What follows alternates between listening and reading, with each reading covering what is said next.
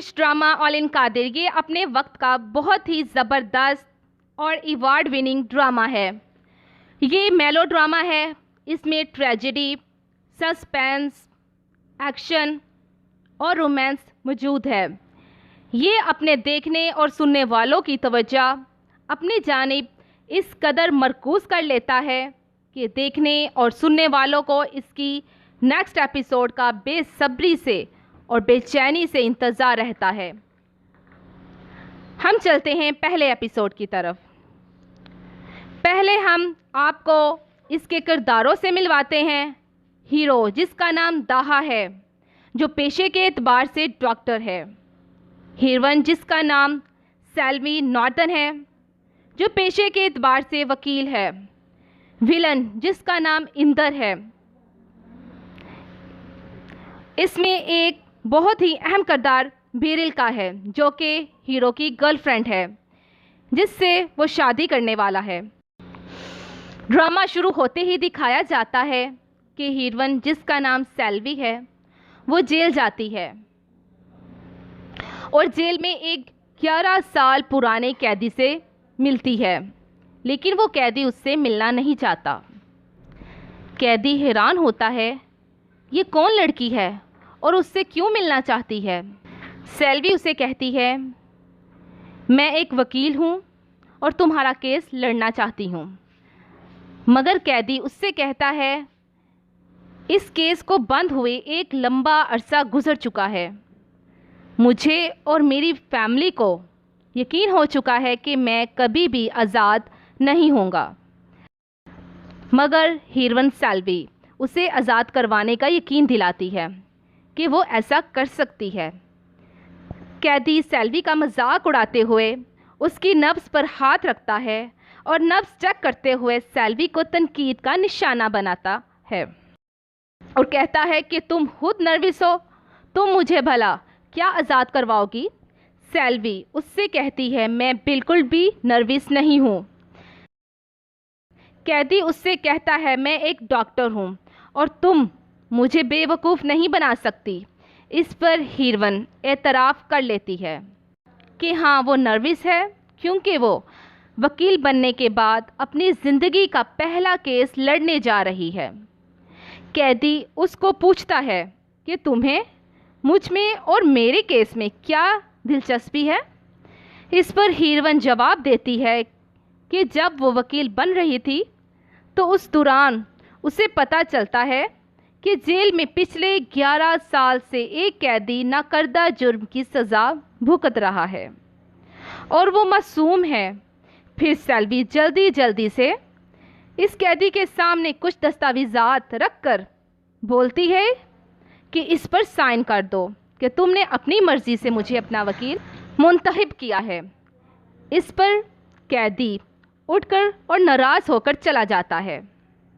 اس پر قیدی ناراض ہو کر چلا جاتا ہے کہ اسے کسی وکیل کی ضرورت نہیں۔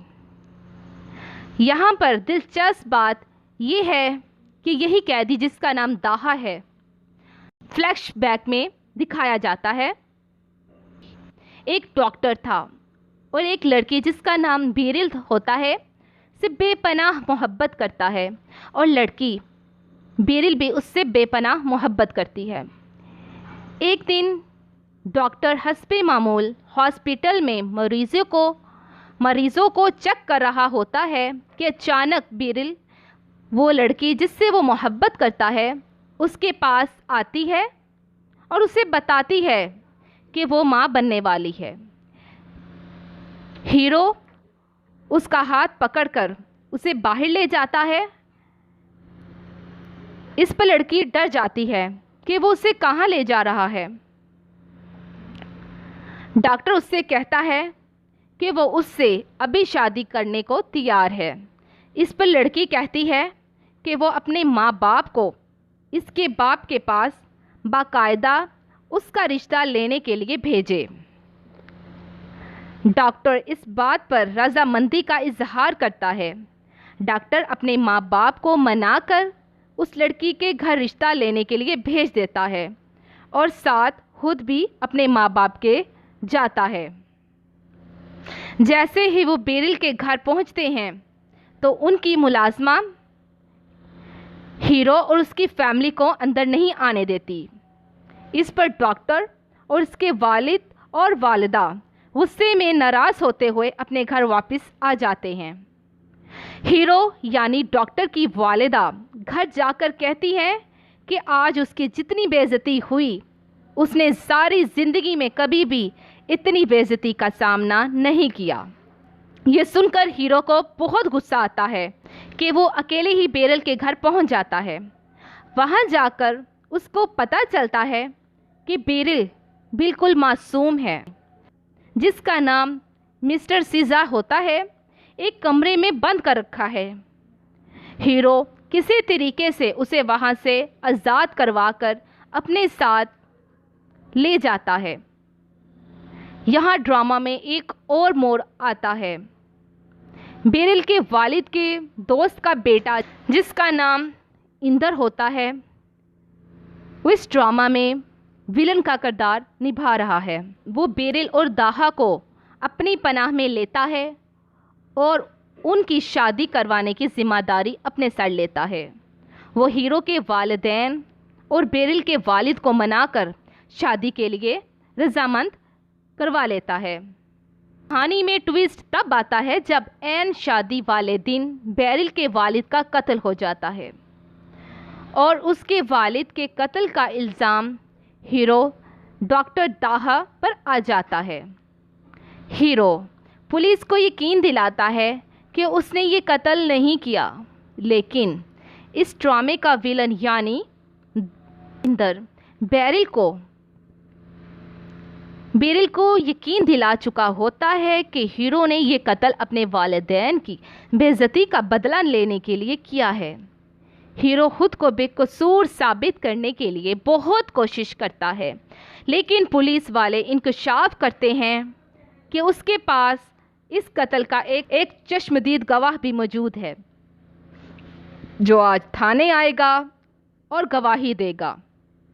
پھر اسی دن ایک چھوٹی سی بچی تھانے آتی ہے اور گواہی دیتی ہے کہ اس نے اپنی آنکھوں کے سامنے ہیرو کو بیرل کے والد کا قتل کرتے دیکھا ہے، جس پر ہیرو کو عمر بھر قید کی سزا سنا دی جاتی ہے۔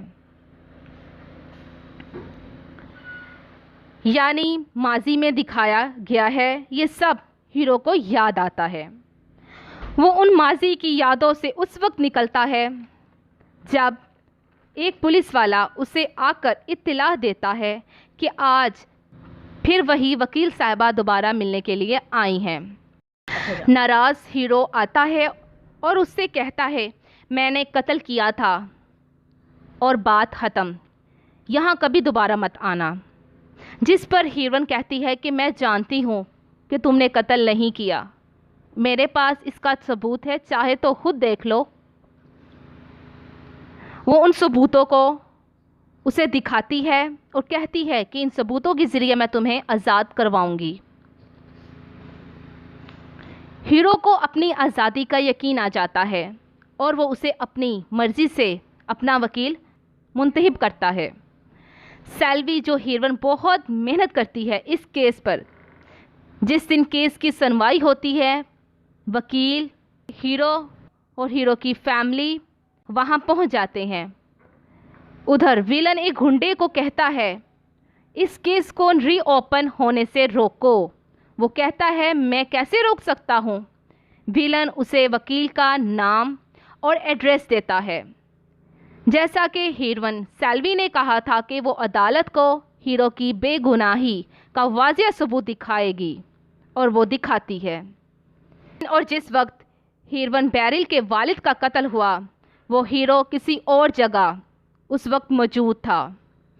اس وقت وہ ایک جلوس میں واضح طور پر نظر آ رہا ہے، جبکہ قتل کی جگہ بہت زیادہ دور ہے۔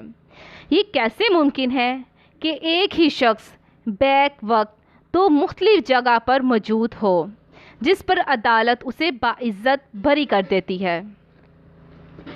ہیرو اور اس کے گھر والے اس آزادی پر بہت زیادہ خوش ہوتے ہیں۔ ہیرو کے والد اور والدہ شکریہ ادا کرتے ہیں اور اس کی والدہ اس خوشی کے موقع پر ہیروین کو اپنے گھر کھانے کی دعوت پر بلاتی ہے، جسے ہیروین قبول کر لیتی ہے۔ جب وہ رات کھانا کھانے پر آتی ہے تو سب ہنسی خوشی کھانا کھاتے ہیں۔ ہیرو ہیروین سے کہتا ہے کہ میں تمہیں تمہارے گھر چھوڑ آتا ہوں۔ جب وہ اپنے گھر سے تھوڑا دور جاتا ہے تو اس سے پوچھتا ہے کہ میرے خلاف گواہی کس نے دی تھی، تمہیں تو پتا ہوگا۔ جس پر ہیروین کہتی ہے مجھے نہیں پتا، تم خوش نصیب ہو جسے آزادی نصیب ہوئی، برا خواب ختم۔ مگر ہیرو ہیروین سے کہتا ہے کچھ ختم نہیں ہوا بلکہ اب شروع ہوا ہے۔